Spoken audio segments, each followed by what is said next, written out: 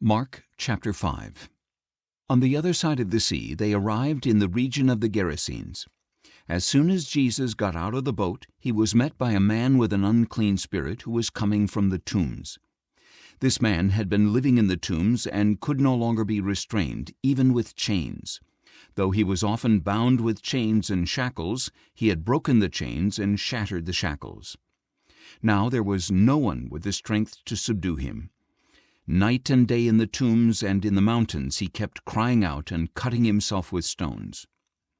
When the man saw Jesus from a distance, he ran and fell on his knees before him, and he shouted in a loud voice, "What do you want with me, Jesus, Son of the Most High God? I beg you before God not to torture me." For Jesus had already declared, "Come out of this man, you unclean spirit." "What is your name?" Jesus asked. "My name is Legion," he replied, "for we are many."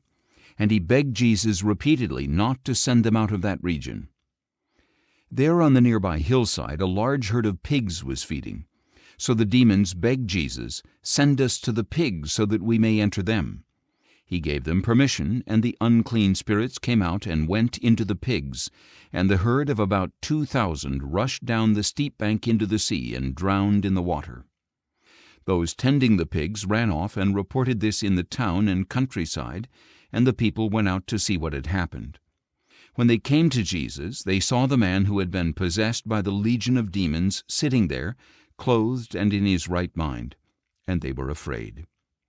Those who had seen it described what had happened to the demon-possessed man and also to the pigs, and the people began to beg Jesus to leave their region. As he was getting into the boat, the man who had been possessed by the demons begged to go with him, but Jesus would not allow him. "Go home to your own people," he said, "and tell them how much the Lord has done for you and what mercy he has shown you." So the man went away and began to proclaim throughout the Decapolis how much Jesus had done for him, and everyone was amazed. When Jesus had again crossed by boat to the other side, a large crowd gathered around him beside the sea. A synagogue leader named Jairus arrived, and seeing Jesus, he fell at his feet and pleaded with him urgently, "My little daughter is near death. Please come and place your hands on her so that she will be healed and live." So Jesus went with him, and a large crowd followed and pressed around him. And a woman was there who had suffered from bleeding for 12 years.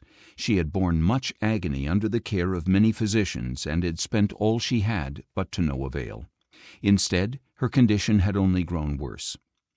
When the woman heard about Jesus, she came up through the crowd behind him and touched his cloak, for she kept saying, "If only I touch his garments, I will be healed." Immediately her bleeding stopped, and she sensed in her body that she was healed of her affliction. At once Jesus was aware that power had gone out from him. Turning to the crowd, he asked, "Who touched my garments?" His disciples answered, "You can see the crowd pressing in on you, and yet you ask, 'Who touched me?'" But he kept looking around to see who had done this.